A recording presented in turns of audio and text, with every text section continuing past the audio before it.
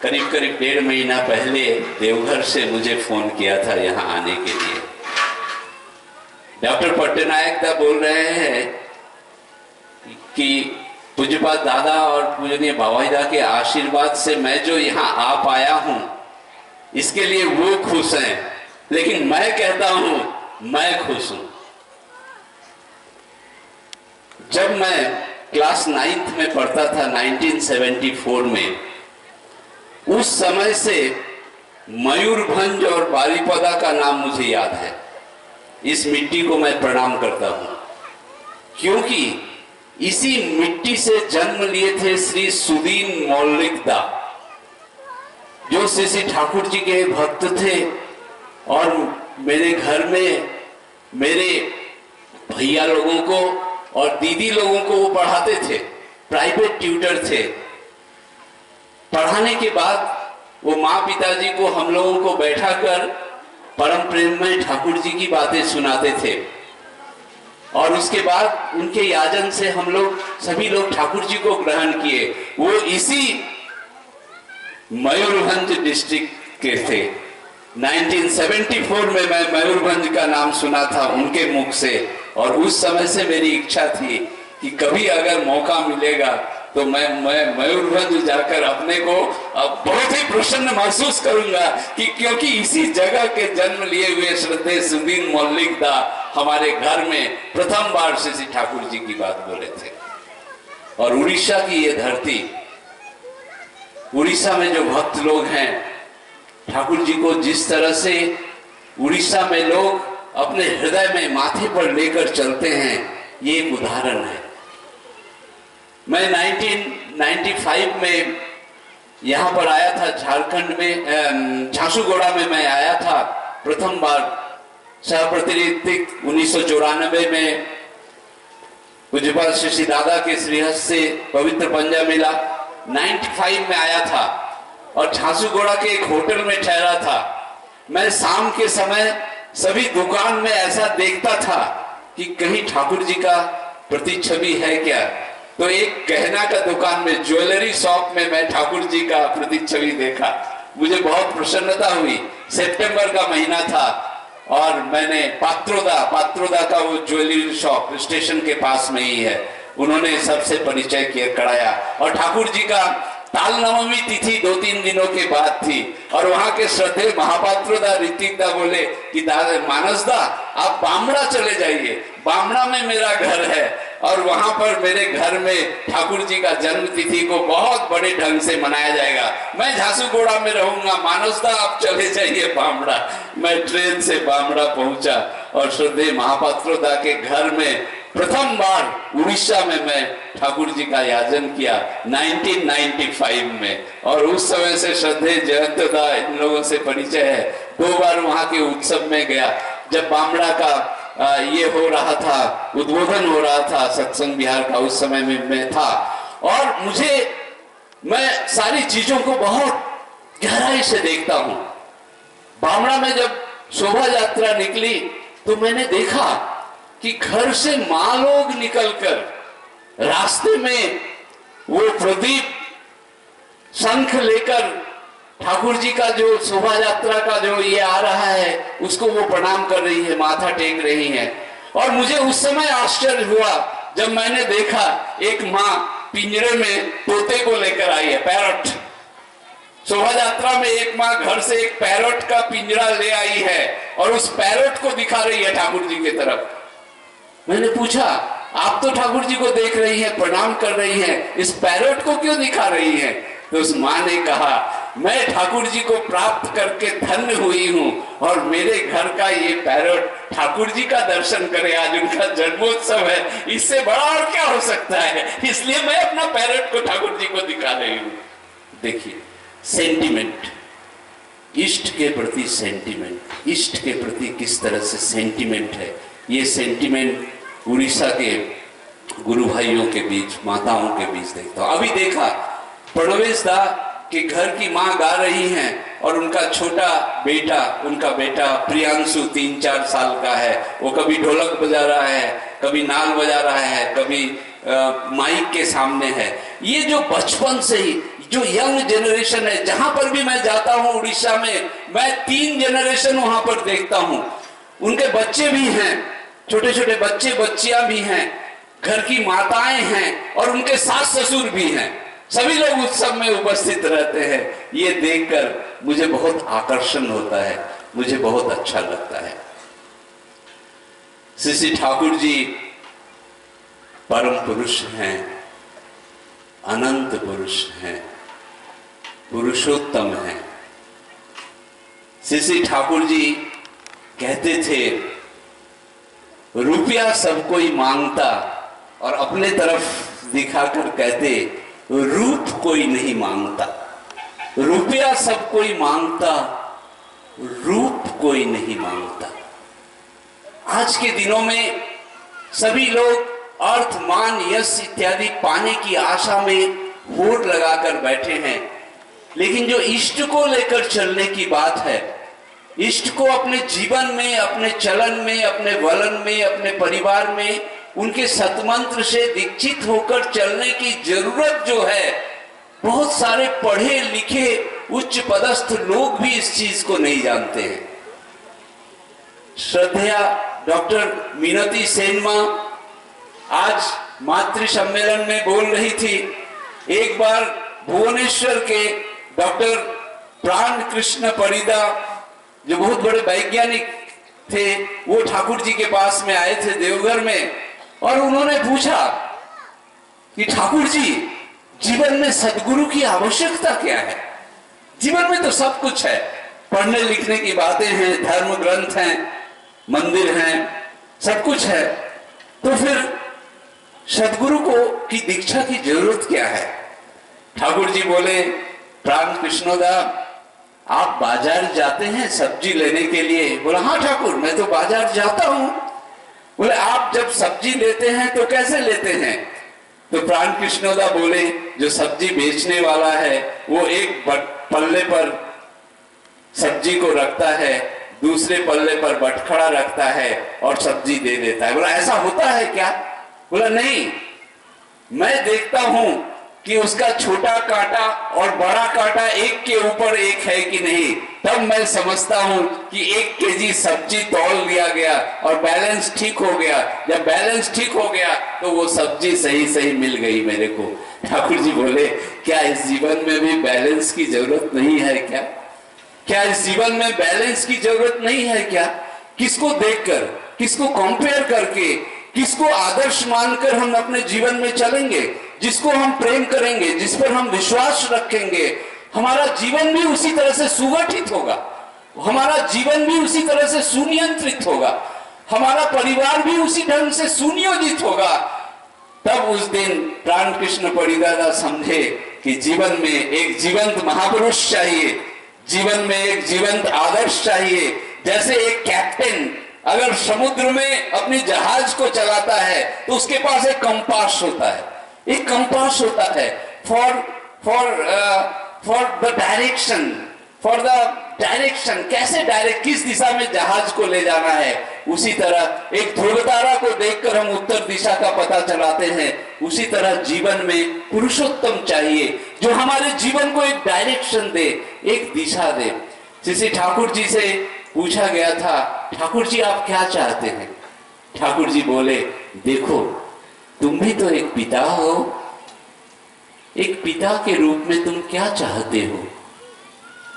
तो वो बोले, एक पिता के रूप में मैं देखना चाहता हूं मेरे सारे बच्चे स्वस्थ रहे, निरोग रहे, समृद्ध रहे। ठाकुर जी बोले, मैं भी वही चाहता हूं। मेरे जीवन की समस्त साधना है, ये मेरे जीवन की समस्त साधना है, जिससे प्रत्येक व्यक्ति, प्रत्येक जीव जगत सुंदर ढंग से हो, प्रत्येक मनुष्य समृद्धि के रास्ते में हो, प्रत्येक मनुष्य के हृदय में परमपिता का जो अखंड वैभव है वो परमपिता को मनुष्य फील कर सके। जीसस क्राइस्ट बोले थे, if one loves his mother and father more than me, he is not worthy of me. If a person loves his brother and sister more than me, he is not worthy of me. परम पुरुष को छोड़कर जीवन में अगर कोई भी चीज प्रिय हो गई हो तो वो ठीक नहीं है। इसलिए जीवन का सब कुछ परम पुरुष ही हैं, परम पिता ही हैं। श्रद्धेय हाउजरमैन बोले कि जीसस क्राइस्ट ने ठाकुर जी ये सब कुछ कहा है, लेकिन मुझे तो कहने की इच्छा होती है। जीसस क्राइस्ट जो कहे हैं उस पर हाउजरमैन बोल रहे हैं, मुझे तो ये कहने की इच्छा होती है, if anything in the life is more lovable than the ideal then he is not worthy of me. जीवन में कुछ भी यदि पुरुषोत्तम से बड़ा हो जाता है तो वो सही नहीं होता है। श्रद्धेय विधायक साहब जो ठाकुर जी के अनन्य भक्त हैं, उन्होंने कहा मैं एक कमजोर आदमी हूं, मैं एक कमजोर आदमी हूं, मेरे अंदर में तो शक्ति नहीं है। ये उनकी महानता है। ठाकुर जी को एक बार लगा था कि व्यक्ति एक साधारण जीव है, उस साधारण व्यक्ति के अंदर परम पुरुष की दिव्य आभा कैसे जाएगी, परम पुरुष का प्रकाश कैसे चमकेगा, इस चीज को लेकर श्री ठाकुर जी चिंतित थे। सुबह सुबह जब निकले तो धूप निकली हुई थी और उन्होंने देखा घास के ऊपर एक ओस का छोटा सा बिंदु है, एक ओस का छोटा सा बिंदु है, और उस ओस के बिंदु में जो सनलाइट पड़ रहा है उसका रिफ्लेक्शन आ रहा है, सनलाइट का रिफ्लेक्शन आ रहा है। तो ठाकुर जी लिखे, उस दिन मुझे पता चला कि एक ओस बिंदु में भी सूर्य को धारण करने के अपने क्षमता के अनुसार से शक्ति है। इसलिए एक मनुष्य यदि ठीक ठीक से यजन याजन इष्टवृत्ति स्वस्थैनी सदाचार का नियम पालन करे, आचार्य के प्रति निष्ठा रखकर यदि वो जीवन में चले तो उसके अंदर में भी अखंड शक्ति होती है, उसके अंदर में भी अखंड शक्ति होती है। इसलिए श्री ठाकुर जी चाहते थे कि हम लोग सब परिवार सब लोग मिलकर उनको ग्रहण करें, जीवन में उनके चलन बलन को लेकर के चले। ठाकुर जी के पास एक सज्जन आए थे, उन्होंने कहा था कि ठाकुर जी जगन्नाथ महाप्रभु के तो हाथ नहीं होते हैं, वो जगन्नाथ महाप्रभु हैं, उनके हाथ नहीं हैं, और जब उनके हाथ नहीं है तो वो मेरी रक्षा कैसे करेंगे। श्री ठाकुर जी बोले, भगवान ने ईश्वर ने तो तुम्हें हाथ दिया है, तुम जगन्नाथ महाप्रभु को लिपट कर पकड़ लो, और जगन्नाथ महाप्रभु के तो पैर हैं, जगन्नाथ महाप्रभु चलते रहेंगे, और तुम चूंकि जगन्नाथ महाप्रभु को पकड़ कर रखे हो तो तुम भी उनके साथ साथ चलते रहोगे। ईश्वर किसी को पकड़ते नहीं है, ईश्वर का हाथ नहीं होता है, हम लोगों का हाथ होता है। हमें ईश्वर को पकड़ना पड़ेगा। कौन से ईश्वर को हम पकड़ेंगे, कौन से ईश्वर को हम पकड़ेंगे? जो निराकार हैं, जो निराकार हैं, जिनको हम देख नहीं सकते हैं, जिनको हम सोचते हैं कि वो मंदिरों तक सीमित हैं, जिनको हम सोचते हैं कि वो पत्थरों तक सीमित हैं, जिनके लिए हम सोचते हैं कि सिर्फ एक अगरबत्ती जला देने से ईश्वर प्रसन्न होंगे। नहीं, पुरुषोत्तम आते जब सभी गुरुओं की सार्थकता उनको धरने से नहीं होती, गुरु त्याग की घृण्य कथा। सभी देवी देवताओं, सभी आदि आदि गुरुओं का समस्त शक्ति को लेकर वर्तमान पुरुषोत्तम आविर्भूत होते हैं। जैसे ठाकुर जी बोले, जो प्रेजेंट प्रॉफिट होते हैं वो पास्ट प्रॉफिट को कभी भी कॉन्ट्राडिक्ट नहीं करते हैं, उनको कॉम्प्लीमेंट करते हैं, उनको सपोर्ट करते हैं। इसलिए वर्तमान पुरुषोत्तम को लेकर के चलने की जरूरत है। उन्होंने वर्तमान पुरुषोत्तम की जो नीति विधि है, उस नीति विधि को श्री बौरता ने अपने जीवन में पालन करके दिखाया। श्री बौरता ने अपने जीवन में उसे पालन करके दिखाया। एक बार श्री बौरता पुरी में थे, पुरी में अवस्थान कर रहे थे, और आसाम के कामिनी कांतो डेकादा आसाम के वो एक होटल में ठहरे हुए थे पुरी में। उन्होंने एक बॉय को बुलाया और पूछा कि अच्छा बताओ पुरी में दर्शनीय क्या क्या चीज है। तो उस लड़के ने बोला, पुरी में जगन्नाथ महाप्रभु हैं, उनका दर्शन जरूर करिएगा, और साथ साथ एक मानुष जगन्नाथ भी है। साथ साथ एक मानुष जगन्नाथ भी है। डेकादा ने पूछा, ये मानुष जगन्नाथ, ये तो प्रथम बार मैं सुन रहा हूं। बोला हाँ। बोला कहाँ उनका दर्शन मिलेगा? बोला खिड़की से दिखाकर, बोला वो जो देर दूर में देख रहे हैं वो पुरी का सत्संग विहार है, वहां पर मानुष जगन्नाथ आए हुए हैं, वहां पर मानुष जगन्नाथ आए हुए हैं। बोले कैसे? बोले हाँ, मैं भी जाता हूं, मैं भी दर्शन करता हूं। मानुष जगन्नाथ को देखने के लिए लंबा लाइन लगता है। बोले कैसे तुमने जाना वो मानुष जगन्नाथ है? बोले ताड़ चौका आंखी, ताड़ चौका आंखी। सीसी बौरदा की चौका आंखी देखकर वो छोटा लड़का बोला वो मानुष जगन्नाथ है। सिर्फ वो छोटे लड़के की बात नहीं थी, पुरी के जो हेड पंडित थे पुरी जगन्नाथ मंदिर के, वो एक बार आए, दोपहर का समय था, पूज्यपाद दादा के पास आए, कुछ प्रसाद और कुछ फूल वगैरह ये सब लेकर, कुछ धागा होगा। उन्होंने कहा, सीसी बौरदा के बारे में पूछा, तो पूज्यपाद दादा बोले ऊपर है। वो जब सीढ़ी चढ़कर ऊपर गए तो पूज्यपाद सीसी बौरदा उस रूम में थे, और जैसे ही वो देखे उनकी आंखों के तरफ, वो डर से थरथराने लगे और वहीं से नीचे आकर सीसी बौरदा को बोले कि मैंने जगन्नाथ महाप्रभु को देखा, मैंने जगन्नाथ महाप्रभु को देखा। दुर्गानाथ सान्याल, जिनके पेट में बहुत प्रॉब्लम था, बहुत दिनों तक प्रॉब्लम था, सभी डॉक्टरों ने जवाब दे दिया था, कुछ भी हजम नहीं होता था, पानी तक हजम नहीं होता था। किसी ने कहा कि देवघर में बाबा धाम में चले जाइए, वहां शिव जी का मंदिर है, वहां पर आप धरना दीजिए। महीनों शिव जी के मंदिर पर हाथ छुआ करके वो पड़े रहे, कुछ भी नहीं हुआ। एक दिन रात को उन्हें सपना आया कि तुम्हारे ही गांव में एक डॉक्टर हैं, अनुकूल डॉक्टर हैं, उनके पास तुम जाओ, वही तुम्हारा रोग ठीक कर सकते हैं। शिव जी ने उन्हें 2 बार दर्शन देकर रात में स्वप्न दिया, और वो जब गए तो वहां वो ठीक हो गए। देवघर में श्री ठाकुर जी आए सितंबर 1946 में, 2 सितंबर, जब चारों तरफ से लोग आने लगे थे, जब चारों तरफ से लोग आने लगे थे। बड़ा बांग्लो को 100 रुपया में रेंट पर लिया गया था, रहने की कोई व्यवस्था नहीं थी। उस समय भी ठाकुर जी को प्रेम करने वाले सैकड़ों परिवार पावना हिमायतपुर से उस ट्रेन में चढ़ करके आए थे ठाकुर जी के पास में। देवघर के पंडा लोगों ने देखा कि ठाकुर जी को इतना लोग प्रेम करते हैं, ठाकुर जी को साक्षात ईश्वर समझकर पूजा करते हैं, उन्हें बहुत ईर्ष्या हुई। वो मंदिर के पीछे, सत्संग विहार के पीछे लग गए और श्री ठाकुर जी को इतना उत्त्यक्त किए, सत्संग को इतना उत्त्यक्त किए कि एक बार श्री ठाकुर जी ने कहा कि यहाँ से मैं वर्धमान चला जाऊंगा, उधर जमीन देखो। उस दिन रात में जो हेड पंडा थे उनको स्वप्न आया, खुद शिव जी ने उन्हें स्वप्न दिया कि मैं देवघर छोड़कर चला जा रहा हूं, हो सके तो तुम मुझे रोको।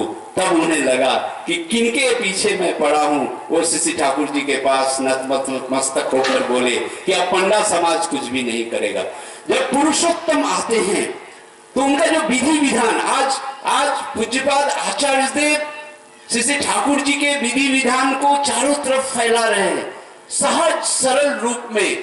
मैं कितनी जगहों में गया हूं, मैं तेलंगाना में गया हूं, आंध्र प्रदेश गया हूं, कर्नाटक गया हूं, गुजरात गया हूं, मध्य प्रदेश गया हूं, छत्तीसगढ़ गया हूं, महाराष्ट्र, इधर उड़ीसा, झारखंड, वेस्ट बंगाल, इतने जगह में मैंने देखा है ठाकुर जी को लोग किस तरह से पकड़ करके अपने जीवन में चल रहे हैं। और पूजनीय बाबाईदा ने कहा, सहज सरल रूप में कहा कि उपयोजना केंद्र बनाने की जरूरत है। उपयोजना केंद्र, हर शहर में सत्संग विहार के चारों तरफ उपयोजना केंद्र होना चाहिए। एक दिन मुझे देवघर में बैठाकर उन्होंने कहा कि मानस दा, जानते हैं मैं उपयोजना केंद्र क्यों बनाया? पूजनीय बाबाईदा बोल रहे हैं, मैं उपयोजना केंद्र क्यों बनाया? बाबा ने उपयोजना केंद्र के लिए किस तरह से सबको उद्बुद्ध किया। वो बोले कि जानते हैं मानस दा, जब एक बड़ा लाइट जलता है तो उसके चारों तरफ ही रोशनी होती है, फिर दूर दूर तक अंधेरा होता है, लेकिन अगर छोटा छोटा लाइट बहुत सारा लगा दिया जाए तो चारों तरफ प्रकाश होगा। मानस दा, आप अकेले कहां कहां ठाकुर जी की बात बोल पाइएगा। अकेले कहां कहां ठाकुर जी की बात बोल पाइएगा। आदमी को तैयार करना है, ठाकुर के आदर्श पर चलकर ठाकुर के आदर्श को समझने वाले आदमी की जरूरत है। और इतने लोग जो दीक्षा ले रहे हैं उनको नर्चरिंग करने की जरूरत है, उनके जीवन में ठाकुर जी को प्रतिष्ठित करने की जरूरत है। इसलिए उपयोजना केंद्र चाहिए। मानसदा मछली पकड़ने वाले को आप देखे हैं? हाँ दादा देखा हूं। बोले मछली कैसे पकड़ता है मानसदा?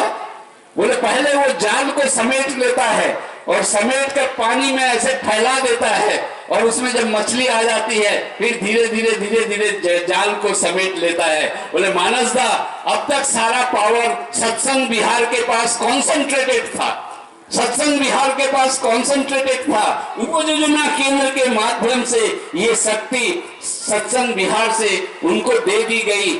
जिस तरह से शक्ति को दे दी गई, फिर वो लोग उपयोजना केंद्र में नर्चर्ड होंगे और वो फिर सत्संग बिहार में आएंगे। इसलिए सत्संग बिहार उपयोजना केंद्र के माध्यम से मनुष्य को ठाकुर जी के नीति विधि से युक्त करने का एक प्रचंड उपाय, एक सार्थक उपाय पूजनीय बाबाईदा हम लोगों को दिए। इसलिए आपके यहाँ पर जितने भी उपयोजना केंद्र हैं और जो उनके इंचार्ज हैं, उनके प्रति विशेष रूप से ये कहना है कि वो अपने आसपास जो लोग ठाकुर जी की दीक्षा लिए हैं, जो इष्टवृत्ति छोड़ दिए हैं किसी कारणवश, उनसे वो मिले, उनके घर परिवार में जाएं और उनको प्रेरणा दें कि ठाकुर जी का जिससे इष्टवृत्ति शुरू करें, क्योंकि इष्टवृत्ति के माध्यम से ही दीक्षा जीवित रहती है और इष्टवृत्ति उनका सुख दुख में वो साथ रहे, उनको प्रेम करें और धीरे धीरे ठाकुर जी को फैलाएं।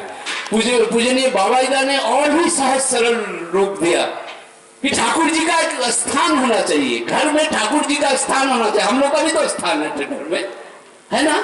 उसी तरह ठाकुर जी का स्थान होना चाहिए। सबसे सुंदर ढंग से ठाकुर जी को रखना है। अगर कोई एक कमरे में रहता है, ऐसे बहुत सारे हमारे गुरु भाई है जो किसी तरह एक कमरे में रहकर दैनिक मजदूरी करके अपना जीवन बसर करते हैं। ऐसे बहुत सारे गुरु भाई है।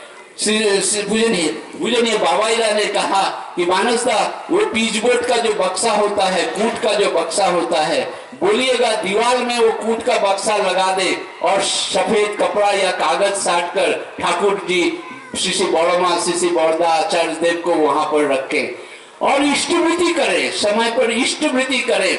अगर सुबह में प्रार्थना का समय न भी मिलता हो तो शाम के समय जरूर प्रार्थना करें, ध्यान करें और कम से कम साल में एक परिवार को भी जिससे याजन करके दीक्षा दिलवाएं और थानकुनी पत्ता का सेवन जरूर करें। हमको बहुत अच्छा लगा जब श्रद्धेय गुरुदा हमारे डॉक्टर साहब ने मुझे दिखाया। यहाँ पर देखिएगा एक टब है जहाँ पर वो मेडिकल कैंप लगा हुआ है, दवा दी जा रही है। वहां पर देखिएगा एक टब है और टब में थानकुनी का पौधा लगा हुआ है फॉर डिमोन्स्ट्रेशन। ऐसे गुरु भाई लोग जो थानकुनी का पत्ता नहीं पहचानते हैं, उनको प्रेरणा देने के लिए कि देखिए यही थानकुनी का पत्ता है और जहां जहां पानी गिरता है, थोड़ा मैं मेरे घर में भी क्वार्टर में मैं लगाया हूं, मैं देखा हूं कि थोड़ा सा पानी मिलने से ही वो पूरा बढ़ जाता है।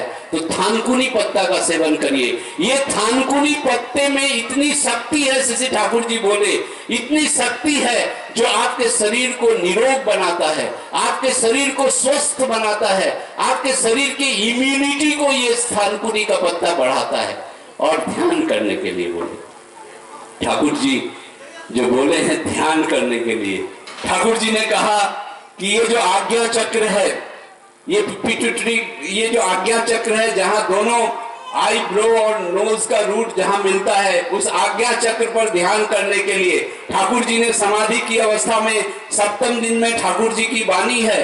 ठाकुर जी ने उसमें पुण्य पोथी में जो लिखित है उसमें ठाकुर जी ने कहा है, children you must fix your attention at the root of your nose. Children you must fix your attention at the root of your nose to have you and draw the spirit outward. This was my policy when I was Jesus. This was my policy when I was Jesus. जैसे ठाकुर जी ने कहा, Children, you must draw your attention at the root of your nose. ये जो at the root of your nose है, इस पर ध्यान करने के लिए श्री ठाकुर जी उस सतमंत्र से बोले हैं, this was my policy when I was Jesus. इसका मतलब हमारे ऋषि महर्षि लोग भी जानते थे कि इस ध्यान का महत्व क्या है और ध्यान को कहां पर किस तरह से करना है। श्री ठाकुर जी को हम ध्यान में लाते हैं, उनका जो परम रूप है उसको ध्यान में लाते हैं, उनका जो गुण कीर्तन है और ध्यान के समय में उसे हम सोचते हैं। और यहां से यदि एक स्ट्रेट लाइन खींचिएगा, ये स्ट्रेट लाइन खींचिएगा, ब्रेन के एंड में जाकर जब मिलेगा वो कहलाता है पिट्यूटरी ग्लैंड। पिट्यूटरी ग्लैंड, और उस पिट्यूटरी ग्लैंड का वेट 120 मिलीग्राम होता है। 1980 में साइंटिस्ट और डॉक्टर लोग ये खोज किए कि इस पिट्यूटरी, पहले वो समझते थे कि पिट्यूटरी ग्लैंड का कोई जीवन में अर्थ ही नहीं है, शरीर में पिट्यूटरी ग्लैंड का कोई मतलब ही नहीं है। श्री ठाकुर जी बोले शरीर में ऐसा कोई भी अंग भगवान नहीं दिए हैं जिसका महत्व नहीं है। ठाकुर जी ने कहा कि उस पिट्यूटरी, और साइंटिस्ट ने देखा कि उस पिट्यूटरी ग्लैंड से मेलाटोनिन नाम का एक स्रवन होता है, सेक्रेशन होता है, और 40 साल के बाद धीरे धीरे ये सेक्रेशन कम हो जाता है। मेलाटोनिन का ये सेक्रेशन कम हो जाता है। जिस तरह लोहा को छोड़ देने से धीरे धीरे उसमें रस्टिंग हो जाता है, जंग लगने लगता है, उसी तरह मनुष्य का शरीर भी उसी तरह का है। हमारा जो सेल्स है, हमारे अंदर जो केमिकल रिएक्शन है, वो प्रोसेस, जो ऑक्सीडेशन का प्रोसेस है, वो प्रोसेस धीरे धीरे कम होने लगता है। वो सेक्रेशन हमारा कम होने लगता है क्योंकि पिट्यूटरी ग्लैंड जो है धीरे धीरे इनएक्टिव होता है। तरह तरह की दवा हम खाते हैं, तरह तरह का मेडिकेशन हम अपने ऊपर अप्लाई करते हैं, जैसी जैसी चीजें हम खाने लगते हैं, जिसके फलस्वरूप 40 वर्षों के बाद से धीरे धीरे शरीर कमजोर होने लगता है।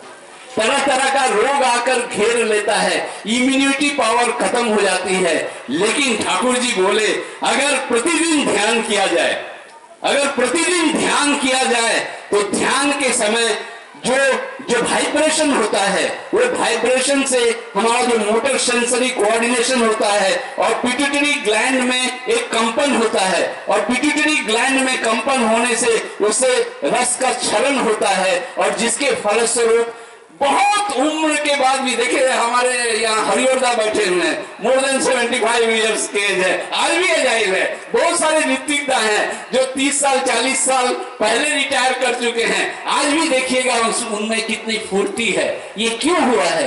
क्योंकि वो ठाकुर जी से प्यार करते हैं और साथ साथ समय पर वो ध्यान करते हैं। इसलिए ध्यान करना बहुत जरूरी है। अंत में मैं एक छोटी सी घटना बोलूंगा कि इष्टवृत्ति का महत्व क्या होता है। एक आदिवासी सज्जन ठाकुर जी के दीक्षित थे, पूरे परिवार के साथ एक आदिवासी सज्जन ठाकुर जी का दीक्षा लिए थे, और बीच बीच में देवघर जाते थे। ठाकुर जी उनसे पूछे क्या इष्टवृत्ति करते हो, इष्टवृत्ति करते हो? तो उसने कहा ठाकुर जी बहुत गरीब हूं, ठाकुर जी बहुत गरीब हूं, किसी तरह पेट पालने का पैसा मजदूरी करके मिलता है। ठाकुर जी बोले इष्टवृत्ति करने की इच्छा है क्या? बोला हाँ ठाकुर जी बहुत इच्छा है, दीक्षा लिया हूं, इष्टवृत्ति करने की तो इच्छा रहती है। ठाकुर जी बोले तुम्हारे घर में खाना बनता है? तो बोला हाँ ठाकुर जी खाना बनता है। बोला उसमें से छाई निकलता है, राख निकलता है? तो बोला हाँ राख तो निकलता है। बोला प्रतिदिन हाथ में थोड़ा सा राख लेकर इष्टवृत्ति करना, ये कर सकोगे ना? बोला हाँ ठाकुर जी कर सकोगे। बहुत खुश हुआ, घर में दौड़कर आया, अपनी पत्नी को बोला सुनो सुनो ठाकुर जी बोले हैं इष्टवृत्ति में आप पैसा देने की जरूरत नहीं है, क्योंकि हम लोग के पास तो पैसा नहीं है, राख से इष्टवृत्ति करना है। पर ठाकुर जी बोले हैं 1 महीना तक वो राख जमा करना होगा, और 1 महीना के बाद उसको थैला में भरकर राख को फिर देवघर में जाकर देना होगा। 1 महीना बीत गया। 1 महीना के बाद वो ठाकुर जी के पास पहुंचा। ठाकुर जी बोले इष्टवृत्ति कर रहे हो? बोला हाँ कर रहा हूँ, राख से कर रहा हूँ। बोला कहाँ है राख? बोला ठाकुर जी अच्छा नहीं लगा, थैला में भरकर आपके लिए 30 दिन का राख लाऊंगा, लोग मुझसे पूछेंगे क्या ले जा रहे हो? तो मैं बोलूंगा राख ले जा रहा हो। किसके लिए ले जा रहे हो? गुरु के लिए ले जा रहे हो, गुरु के लिए राख ले जाऊंगा, ये मुझे अच्छा नहीं लगा ठाकुर जी। ठाकुर जी बोले इष्टवृत्ति में राख दिए हो, वो राख तुम्हारा नहीं है, वो राख मेरा है, उसको ठीक से जतन करके रखना। इस तरह 1 साल बीत गया, बहुत सारा राख जमा हो गया। ठाकुर जी के पास में आकर बोला, ठाकुर जी बहुत राख जमा हो गया है, क्या करूंगा। ठाकुर जी उसको मानकोचू होता है ना, मानकोचू का 100 छोटा छोटा पौधा दिए। बोले तुम्हारे घर में जमीन है ना? बोला हाँ ठाकुर जी जमीन है। बोला उस जमीन में उस राख को फैला देना और ये मानकोचू को लगाना। जब ये बड़ा हो जाए, देखो 100 मानकोचू का दिया हूं, जब बड़ा हो जाएगा तो ये मानकोचू मेरे लिए ले आना। बोला हाँ ठाकुर जी जरूर ले आऊंगा। वो राख को फैलाया, अपनी पत्नी के साथ पानी देता था, सेवा शुश्रूषा करता था। 3-4 महीने में बड़ा बड़ा मानकोचू का पौधा हो गया। अब 100 पौधा कैसे ले जाएगा ठाकुर जी के पास? उसमें से एक ले गया और बोला ठाकुर जी ये लीजिए। बोले कहाँ 100? 99 और कहाँ है? बोला नहीं, एक ही को लाने में इतनी दिक्कत हो रही थी, 100 कैसे लाता। ठाकुर जी बोले तुम मेरा मानकोचू नहीं लाए? तो बोला ठाकुर जी मेरे घर का राख भी आपका है, मानकोचू भी आपका है, मेरा घर भी आपका है और मेरे परिवार के सारे लोग, मैं भी, सब लोग आपके हैं, सब लोग आपके हैं। उसकी निष्ठा को देखकर ठाकुर जी बहुत प्रसन्न हुए और वो 100 मानकोचू को बेचकर उसके पास पैसा हुआ।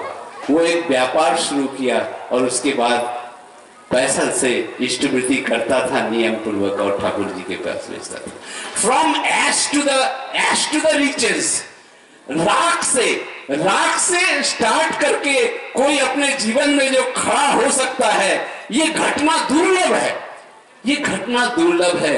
ये जब मनुष्य के अंदर इष्ट निष्ठा रहती है, मनुष्य के अंदर जब प्रेम रहता है, मनुष्य के अंदर जब निस्वार्थ रूप से सेवा करने की भावना रहती है, मनुष्य के अंदर जब इष्ट के मन के अनुसार चलकर आगे बढ़ने की चिंता रहती है और इष्ट को ही जब सब कुछ वो समर्पित करता है कि मेरा जीवन भी आपका है, मेरा परिवार भी आपका है, मेरा घर भी आपका है, मेरी नौकरी भी आपकी है, इस भाव से जब मनुष्य चलता रहता है, उसका चरित्र सुगठित होता है, उसके जीवन में आनंद आता है, उसके जीवन में मंगल आता है। हाउसर मैंदा श्री ठाकुर जी को बोले, Shri Thakur ji America needs you, America आपको चाहता है। We have plenty of wealth, we have plenty of wealth, हमारे पास धन दौलत और डॉलर की कमी नहीं है, but our hearts are broken, लेकिन मेरे हृदय टूटे हुए हैं। आवर होम्स आर बैरन, हमारे घर एकदम से अलग थलग आइसोलेटेड पड़े हुए हैं। You are the saviour of mankind, आप मैनकाइंड के सेवियर हैं, आप अमेरिका चलिए, आपको अमेरिका की जरूरत है। बड़े बड़े नेता लोग श्री ठाकुर जी के पास में आए। एक दादा आए ठाकुर जी के पास में, बोले ठाकुर जी पिछले बार में जब आया था उस समय निर्वाचन